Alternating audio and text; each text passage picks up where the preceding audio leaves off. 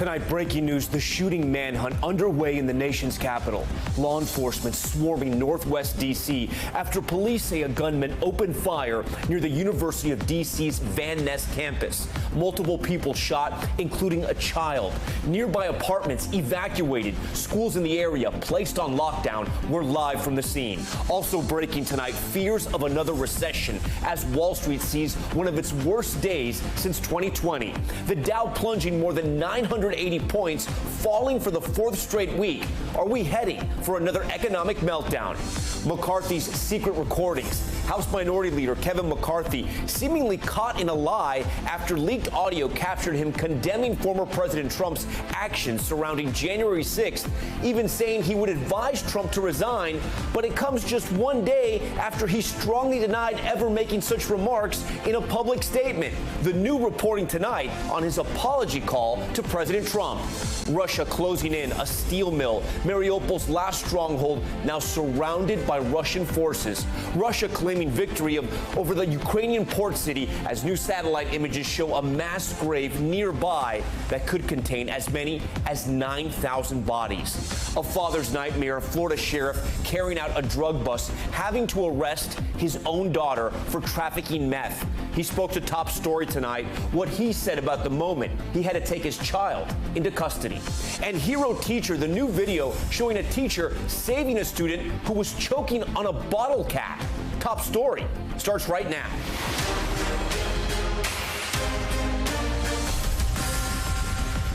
As we come on the air right now, we are following breaking news and a manhunt in northwest D.C. after at least 3 people were shot. Heavily armed officers running through the city's Van Ness area after reports of an active shooter. You see them right there. Police say at least 2 adults and a child were shot. Both adults are in critical condition tonight. The child is expected to be okay. Video also showing police evacuating nearby apartments. Residents in the surrounding area urged to shelter in place. And schools in the area, including Howard University's law school, placed on lockdown. At this time, it's unclear if the shooter knew any of the victims or what the possible motive is here. Tonight, one of our reporters has made it to the scene, so let's get right to NBC's Ali Rafa, who joins us live now. Ali, what do you know? We're still searching for those. Yeah, Tom, well, it's been more than 3 hours since police say they started receiving reports of a shooting here in the Cleveland Park area of D.C. This is Connecticut Avenue specifically. And I'm going to take a step to the side here so you could see just the flurry of activity behind me. There's police cars, cars from different federal agencies, local agencies, ambulances. And believe it or not, the frenzy behind me is relatively calm compared to what this area looked like a few hours ago. Police gave an update to media around 5:30 saying that when they first arrived, the frenzy was so crazy that people started running away from the scene. Several people were actually detained because they really weren't sure who was a shooter and who was not. So a lot of people were detained and then subsequently let go. But as of right now, we know that there are 3 people who were shot. They were taken to local hospitals. 2 of them were adults, a man and a woman. They are in critical but stable condition. The 3rd is a juvenile victim, and the juvenile is in stable condition, Tom. Ali, just for people who don't know the D.C. area, how far are you from Capitol Hill? That looks like a massive police presence. What's the latest on the manhunt tonight? So this is an area about 25 minutes from Capitol Hill, not necessarily very close. This is a suburb of D.C., but relatively busy. And right now, residents are still under a shelter-in-place order. They are not allowed to leave as police continue to comb through the apartments and condos in this area looking for a suspect or suspects. Right now, police say that Park Police, Secret Service, FBI, ATF are all working on the ground here looking for this suspect, Tom. Multiple agencies looking for that suspect right now. All right, Ali Rafa on the scene for us. We will stay on top of the story throughout the broadcast and bring you any updates. Next tonight, the big headline, are we heading for another recession? Concerns growing after another rocky week on Wall Street. And today, the market suffering one of its worst days since the start of the pandemic, the Dow plunging more than 980 points, falling for its 4th straight week. All 3 indices ending in the red. We're joined now by Seema Moody, who covers CNBC's global markets for us. Seema, the only question right now is, are we headed for that recession? What are the people who follow finance and cover the market saying right now? Well, right now, Tom, there is a growing debate about whether the Fed is becoming overly aggressive after Fed Chair Jerome Powell said that taming inflation was absolutely essential, suggesting that he's not ruling out the idea of a 75 basis point rate hike. For some perspective, rates have not risen by that amount since 1994, so that could certainly put pressure on the economy. There's implications there for the housing market, corporate profits, and that's why it was certainly a rough day on Wall Street, with all 10 sectors, retail, consumer, utilities, all ending in negative territory. On the point of a recession, we know, as we saw 2 years ago, a recession can be precipitated by a number of factors. A pandemic, of course, was a very unique scenario. Inflation and higher rates, what we're seeing right now, can pressure the economy because Americans start to spend less, save more, it costs more to take out a loan. So the question is if the Fed can manage a smooth landing, right? Bring inflation down without pushing the U.S. economy into a recession. Yeah, it seems like the Fed is trying to get control of inflation, but the market is not liking what they're seeing. A lot of people are looking at their 401ks tonight. What's the advice? Well, the advice really depends on an investor's horizon. I think over the next couple of weeks, Tom, the implications of rising interest rates will likely dominate the stock market narrative. Next week, we'll likely get some clarity from some of the biggest companies across Wall Street. It is the busiest season for earnings, busiest week for earnings season. We have companies like Apple, General Electric, 3M, all set to report. The commentary we get from the CEOs about what they're seeing around the health of the U.S. consumer, the impact of the ongoing war in Ukraine, and the ongoing supply chain issues, that will provide more clarity for investors and perhaps some more decision-making around which stocks investors want to own. Seema Modi on that breaking news for us tonight. Seema, we appreciate that. Now to the bombshell audio recordings rocking the political world. House Republican leader Kevin McCarthy caught on tape and in a lie. The lawmaker heard on leaked recordings saying he would urge President Trump to resign just days after the deadly Capitol riot. NBC senior White House correspondent Kelly O'Donnell with the tape and some new reporting. After denying he made specific condemnations of Donald Trump, for the House GOP leader, audio tapes expose a very different story. I've had it with this guy. What he did is unacceptable. In private with fellow Republicans, Kevin McCarthy denounced President Trump's actions on January 6th. Publicly, however, McCarthy reacted to accounts described in a new book as totally false in a statement yesterday. And his office denied he ever discussed a Trump resignation. Hours before, the authors released the audio. January 10th last year, McCarthy, in a recorded phone call with GOP colleagues, said he would advise the president to step down. It would be my recommendation you should resign. That would be my take, but I don't think he would take it, but I don't know. January 11th, speaking to a larger group of Republicans, McCarthy claimed Mr. Trump was contrite. Does he feel bad about what happened? He told me he does have some responsibility for what happened. And he needs to acknowledge that. But one day later, I asked President Trump about his role.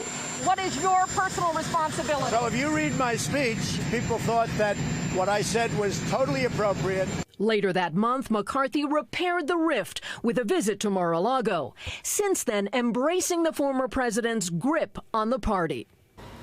All right, and Kelly joins us now from the White House with some new reporting tonight. So, Kelly, we know that President Trump spoke to McCarthy last night after that audio was leaked. What do we know about that call?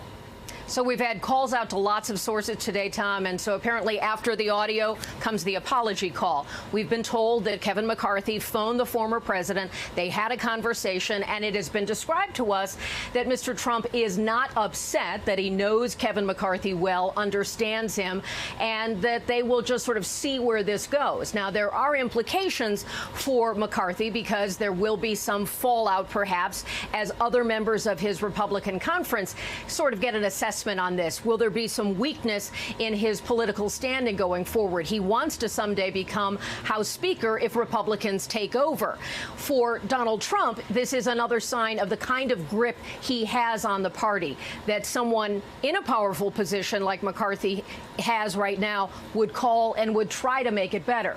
So for Donald Trump, he's been in plenty of circumstances where people have said one thing about him privately, another thing about him publicly, and that's a lever he can sometimes use to his advantage. Tom? Kelly O'Donnell with that new reporting tonight. Kelly, we thank you for that. For more on these stunning recordings and what they could mean for the future of the Republican Party, I want to bring in Stephen Hayes. He's the CEO and editor of The Dispatch and an NBC News political analyst. Stephen, I wanted to have you on because you've covered the Republican Party for several years now. How damaging could this be to McCarthy's political future in the GOP? And I ask that because we heard Kelly O just say it there. If the Republicans do gain a majority after the midterms, he will definitely want to be Speaker. Yeah, thanks for having me, Tom. Look, I think this is a problem for Kevin McCarthy. You know, I talked to people on Capitol Hill today. You talked to Republicans, both staff and elected officials, and they're frustrated that Kevin McCarthy appears to be such a bad liar. This is not the first time he has done this. There was an episode back in the early days of the Trump administration where he had denied a report that he had said that he thought Donald Trump was being paid by Vladimir Putin, and then the audio emerged after that. This is another time where it's just embarrassing for Republicans, I think embarrassing for Kevin McCarthy. The question, I think, is whether Republicans on the Hill are more concerned that Kevin McCarthy has this pattern of lying, or whether they're concerned that he's a bad liar. And certainly my early indications from folks I talked to is that they're more concerned that he's a bad liar than that he's a liar. Well, on that point, we don't know who leaked these recordings. It stands to reason it's almost certainly someone from within McCarthy's own party. So what does that tell you about the state of the GOP right now? Is this more about Kevin McCarthy or more about President Trump? Yeah, great question. I mean, Liz Cheney, who obviously is at odds with Kevin McCarthy and has been for many months now, put out a statement today saying that she did not leak the material. Steve Scalise has also denied responsibility. You know, there's certainly a rival between Steve Scalise and Kevin McCarthy. I think it's no secret that Steve Scalise would like to challenge Kevin McCarthy if McCarthy becomes more damaged because of this and the aftermath of this. But I think, you know, the point that Kelly made during your conversation with her is an apt one. Donald Trump is still the alpha male in the Republican Party, and the fact that Kevin McCarthy spent today or last night sort of scrambling to go back to Donald Trump to apologize, to say that, you know, he was really just trying to make Liz Cheney, mollify Liz Cheney when he had this conversation. I think it does speak to the grip that Donald Trump has, at least on House Republicans. You see fraying certainly in other parts of the Republican Party, but on House Republicans and its leadership, Donald Trump still rules. And Steve Scalise, we should also point out, is incredibly close to President Trump. Does this muddle at all anything for the midterms? Republicans seem to be on good footing just because of where the economy is going, and President Biden has some hiccups in his first couple of years there in the White House. Does this hurt them at all going into the midterms? Probably not. It's a bump. You know, they don't want to talk about it much. They'd like to get this behind them. They think it's embarrassing. They think it's bad. I think it will get people to take stock of Kevin McCarthy as a leader, both a GOP leader now and a potential speaker down the road. But they're focused on 2022, November, beating Democrats and continuing the momentum that Republicans seem to have. All right, Stephen Hayes for us. Stephen, great to have you on Top Story. We thank you for your time. All right, now to the latest on the war in Ukraine. Russia hoping to seize the east and the length of the southern coast after occupying nearly all of Mariupol, where only one steel mill, we've been telling you about this for days now, is left standing. Matt Bradley is on the ground with a Mariupol resident. Emotional journey out of Russian captivity. Tonight, all eyes on this steel mill in Mariupol, Ukraine's last stronghold, surrounded by Russian forces. A day after Russian President Vladimir Putin declared victory over the city. Though Ukraine's president today insisting Mariupol continues to resist, despite what Russia says. Today, a few more desperate Mariupol residents were able to board buses out. We've been hiding in basements for 30 days, this woman said. Russia's military now plans to shift its troops away from Mariupol, unleashing a massive assault on eastern areas outside the city. The explosions are unbearable, this woman says. The bombardment doesn't stop. And now, a Russian general may have revealed his country's wider ambitions, saying Russia hopes to occupy all of Ukraine's east and the full length of its southern coast. That would mean Russia expanding its campaign of terror on more Ukrainian cities. And tonight, a glimpse of the toll it's taking. We spoke with this Mariupol resident who says she was arrested with her husband and held for a month in Russian captivity. She's too frightened to show her face or let us use her name. They didn't let us sleep. They didn't give us food or water or let us use the bathroom, she says. She described being beaten and forced to recite pro-Russian propaganda on video. Tonight, she fears for her husband, who's still in captivity. From her cell, she could hear her husband being beaten. You heard your husband's voice screaming out. The last time I heard him, he was screaming, begging for help, she said. Then I think that he had a heart attack because the Russians tried to scream for medical help. Still more pain in a city that's become a symbol of suffering. Meanwhile, Russia has taken over 42 towns and villages, but still no major cities, which they'll have to do if Russia's goal is to eventually take over the whole south and east. Tom? All right, Matt Bradley for us from Ukraine again tonight. Matt, we thank you for that. Now to those Ukrainian refugees. President Biden's new plan to admit up to 100,000 Ukrainians fleeing the war came as a relief to many, but some migrants from other countries, especially in our hemisphere, are calling the treatment of the Ukrainians by the Biden administration unfair. Jacob Soboroff went to Tijuana to learn more. Outside a makeshift shelter in Tijuana, it didn't take us long to find some of the thousands of Ukrainians who flew here on tourist visas, including Alona, her husband, and their 2-year-old daughter. They said they fled the war from Kyiv the day it started. So you were in Kyiv and then you went to Poland. Poland? From Poland to Germany. From Germany we go to Mexico. It's a long trip. Yes. Well, how cheap. A trip, she told me, they hoped would end soon on the other side of the border in the U.S. When the war started, what did you hear? What did you see? Early in the morning, I think that nearly 5:30 a.m. My sister from Odessa called me and said,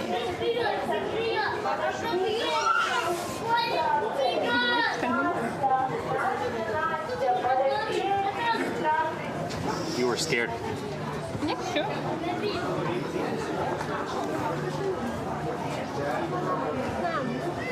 She said outside her window she saw an apartment building that had been attacked by the Russians, and she quickly fled the capital. Now she hopes she's finally done running. Not long after, it was her family's turn to leave, and we went with them. We're on our way to the border, and if all goes well at the pedestrian crossing, Alona and her family might be in the U.S. within hours. You ready to go? I'm a little nervous. You're nervous? Yeah. But we hope that everything will be okay.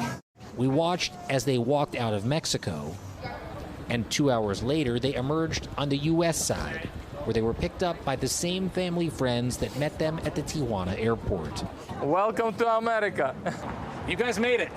Yes, we made it. How are you feeling? Happy? Oh, yeah. She told us the U.S. gave her family permission to stay in the country for a year. But back in Mexico, migrants we met that same day at another shelter weren't as lucky.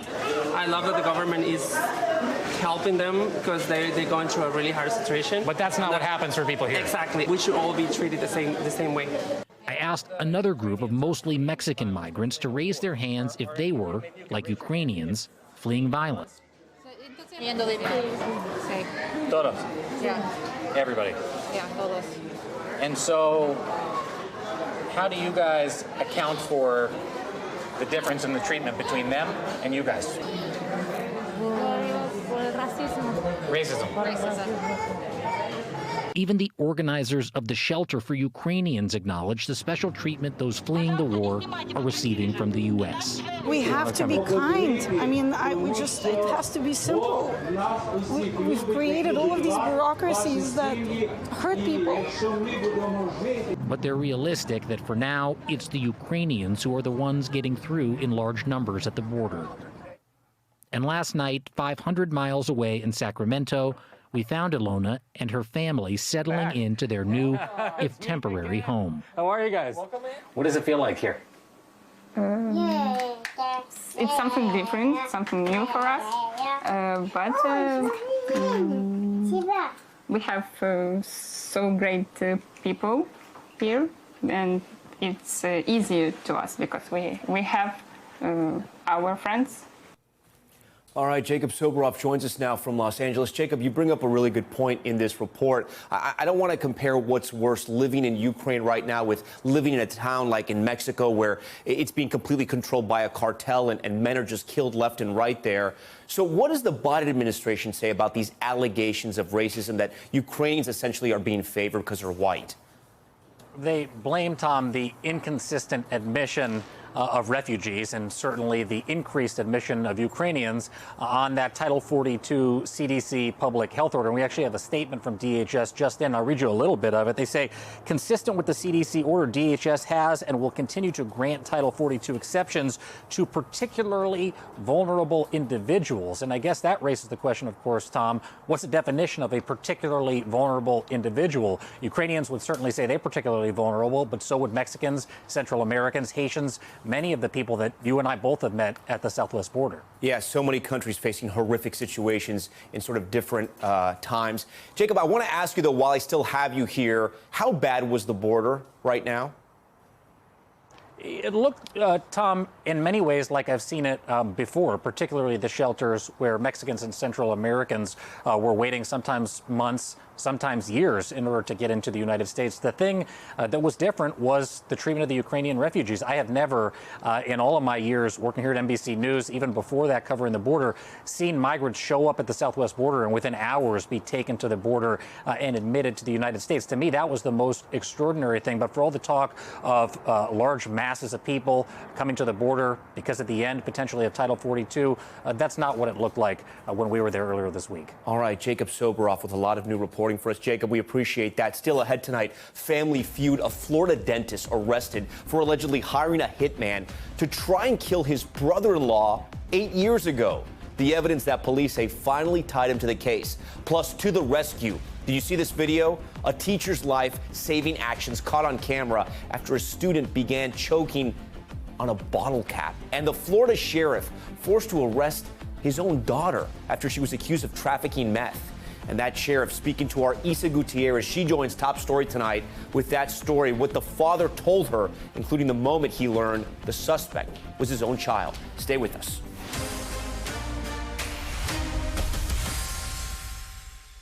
All right, we're back now with a wild story out of Florida where the local sheriff got a tip that he describes as a nightmare. It turns out the drug bust he was conducting was about to become a family affair. Isa Gutierrez spoke with him.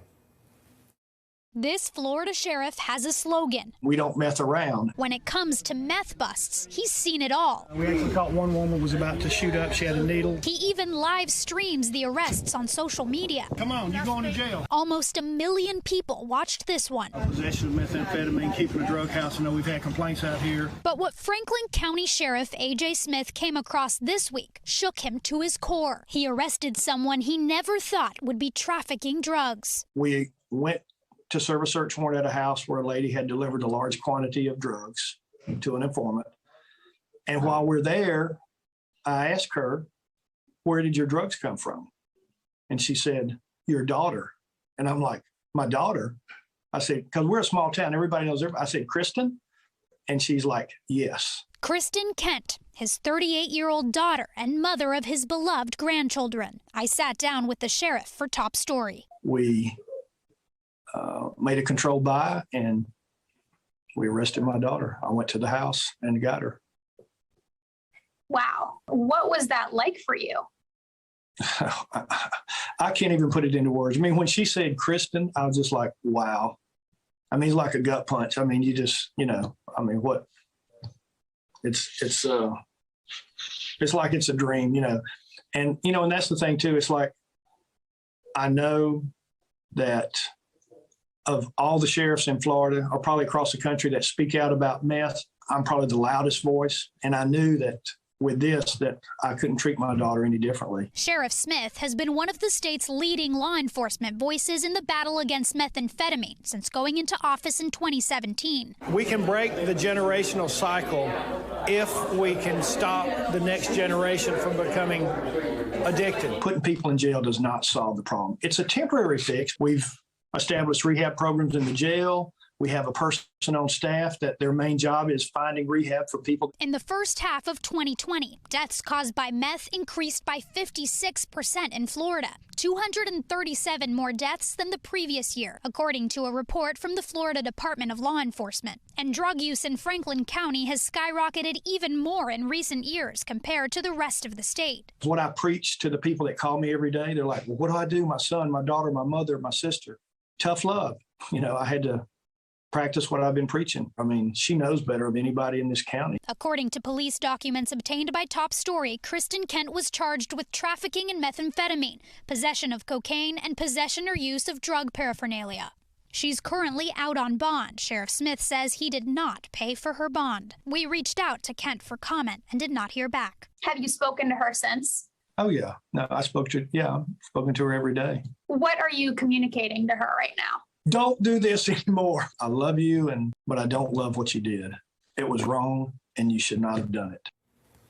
All right, Issa Gutierrez joins us now live on set. A very heavy story. So, Issa, you have a local sheriff who's made it his mission to fight this war on meth. Did he have any sense his daughter was tied up in this? Tom, that's the crazy thing about this. He says that he was completely shocked when he learned of this. From his perspective, he told me he thought she was doing great. She had a good government agency job, 3 beautiful children, and according to the sheriff, no prior record. He said to me, Tom, you never imagined that your own daughter could be one of the biggest drug traffickers in the county. That's what she's being accused of. But especially, Tom, when again, your father is the sheriff and so outspoken about what drugs can do to a family. So he's just completely devastated. Incredibly sad, but also incredibly courageous that he agreed to do that interview. And he's going public with this.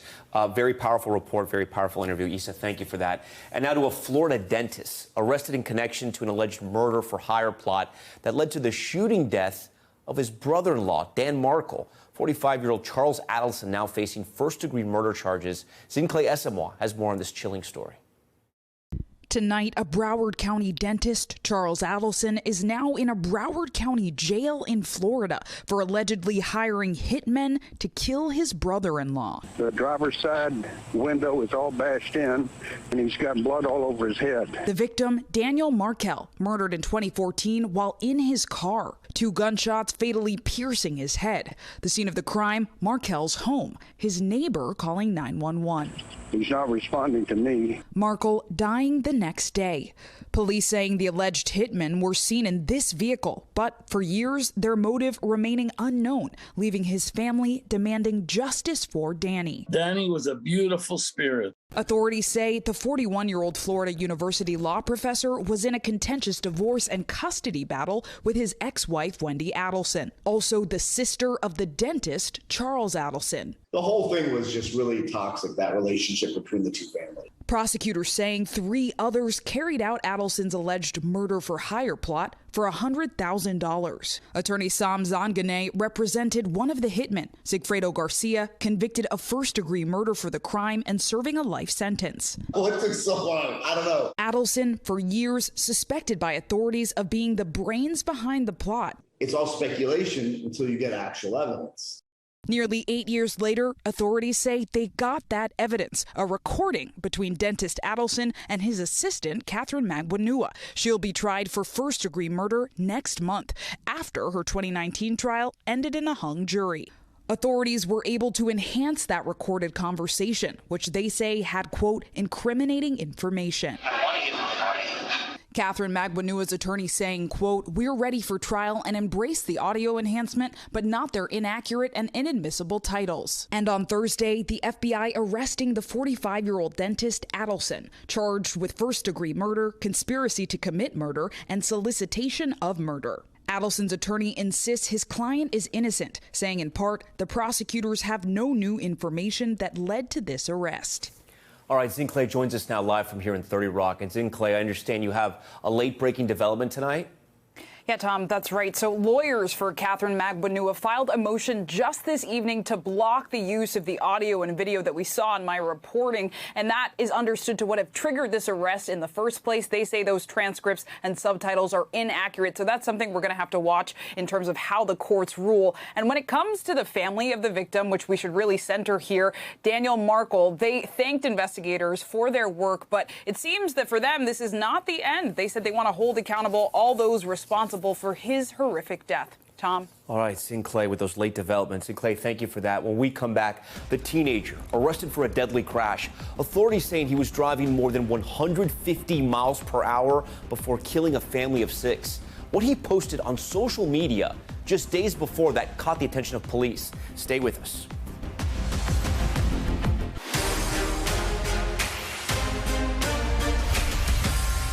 All right, we are back now with Top Stories newsfeed, and we begin with the teenager charged with vehicular homicide for a deadly crash in Florida.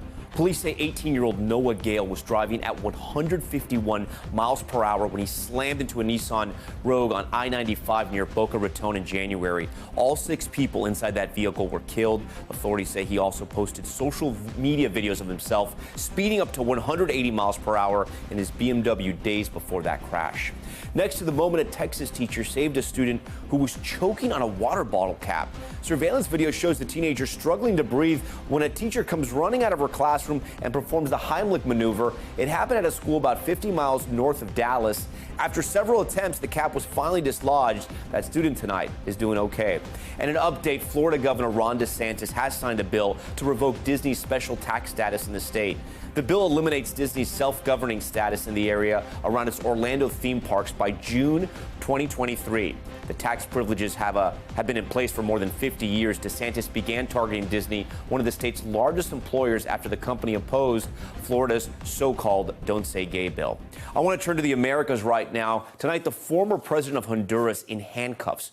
Juan Hernandez extradited to the U.S., overnight charged with trafficking drugs and weapons. For the first time, the former head of state coming face-to-face with a federal judge. NBC's Guad Venegas has the details. It's the fall from grace of an ex-president tonight in handcuffs. The former president of Honduras, Juan Hernandez, in the custody of U.S. federal agents, arriving in New York overnight, escorted by drug enforcement agents and taken to the New York courthouse, where he faces charges for drug trafficking and weapons possessions. This case should send a clear message to any foreign leader who corruptly abuses their power to support drug cartels. The ex-president facing a federal judge today in his first court appearance on U.S. soil. Hernandez is charged with participating in a corrupt and violent drug trafficking conspiracy to facilitate the importation of tons of cocaine into the United States from 2004 to 2022. Hernandez's presidency was riddled with controversy, culminating late last year when his brother Juan Antonio Hernandez, a former congressman, was convicted and sentenced to life in prison in the U.S. on drug and weapon charges. That case implicating the former president, federal prosecutors now accusing him of taking drug trafficking money to finance his political campaigns. Can you talk about the connections between Juan Orlando Hernandez and El Chapo Guzman? We know in part from the indictment that his campaigns were funded by the Sinaloa cartel and by Chapo Guzman directly, to the tune of over $1 million. Reafirmo que es falso que he recibido o aceptado dinero de estos delincuentes. Hernandez has denied any wrongdoing. He was arrested last February outside his home in Honduras following a standoff with police.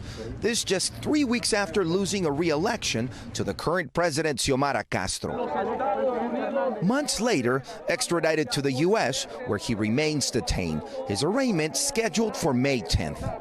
if the former president is convicted, what kind of sentence can we expect? Well, I think based on the charges which have been levied against him, he's subject to a sentence similar to that of his brother, of life imprisonment.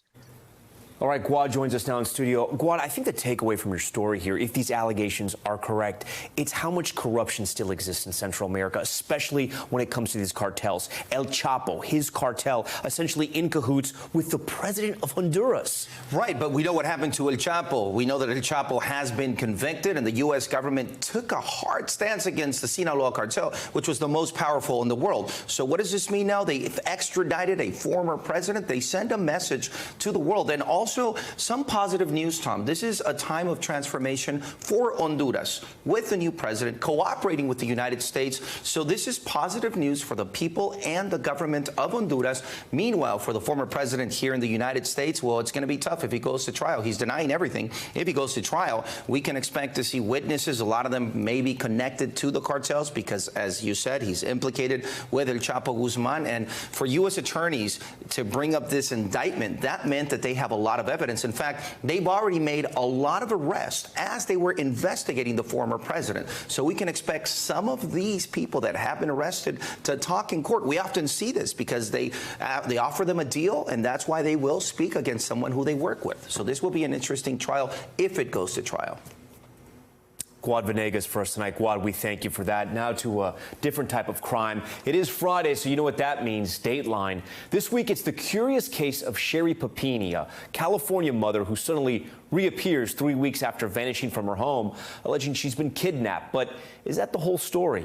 Keith Morrison has new details tonight from the detective who cracked the case. How in the world did she get here? Hey, Sherry. Her name is Sherry Papini. And tonight, you'll hear it all, both the story she told and the truth. This whole case has been about calculated deception, lies, and misdirection. A mind-bending mystery that would take years to solve, and they did. Have you ever heard such a thing in your life before? Not even kind of. With details that are revealing for the first time. There's a chain around her waist, and she was zip-tied to the chain. He would shoot hockey pucks off of her legs and shins. He was willing to do anything for her. Sherry Papini was the victim, so we heard, of a terrible crime. So I'm like totally freaking out, thinking like somebody grabbed her. Snatched from her home, her family. We didn't know if there was a predator in the area. It was a really scary time. A whole city on edge as detectives hunted for a criminal. Everyone was suspect. All right, Dateline correspondent Keith Morrison joins us now. Keith, how quickly after Sherry Papini was found did investigators begin to think things just didn't add up? Her story troubled them from the very beginning, but they couldn't quite put their finger on what it was that was the problem, or exactly how to get to the bottom of it, or who may have helped her. The thing was that, she suffered some very serious injuries, and nobody could have fathomed that she had done that to herself. What a strange story it turned out to be.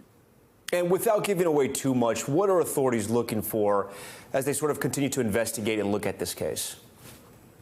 Well, they would, I think they'd like to know why. There undoubtedly are reasons behind it.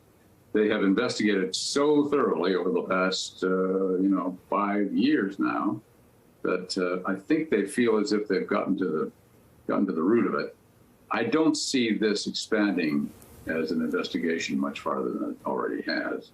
But the answers we're able to provide tonight are eye-opening, and a lot of them have never been heard before. And I'll tell you this one thing. There are other things in her past which may or may not come out at some point. I'm just not sure how hard anybody is working on that at the moment. All right, well, that's a tease right there. Keith Morrison, one of the best. We look forward to this special Dateline. It's an all-new 2-hour special, The Curious Case of Sherry Papini. It airs tonight at 9 p.m. Eastern, 8 p.m. Central on the mothership, NBC. Coming up on Top Story tonight, the growing violence in the Middle East. Clashes erupting at one of Jerusalem's holiest sites. Israeli police and Palestinians facing off. We'll have the latest on that dangerous situation. Stay with us. All right, we are back now with Top Stories Global Watch and the tragic discovery in the search for a missing law student in Mexico. Authorities say the 18-year-old's body was found in a water tank near the hotel she vanished from outside of Monterrey. She had been missing for nearly 2 weeks, her disappearance coming just 2 days after the body of another missing woman was found in that same area. Next to the escalating tensions in the Middle East, violent clashes between Palestinians and Israeli police breaking out again near the Al-Aqsa Mosque in Jerusalem. A tree near the holy site, you see it there, lit on fire. More than 30 Palestinians injured. Israeli police say they stormed the compound after hundreds of people began hurling rocks and fireworks close to the Western Wall while worshippers were there. I'm Tom Llamas in New York. Stay right there. More news on the way.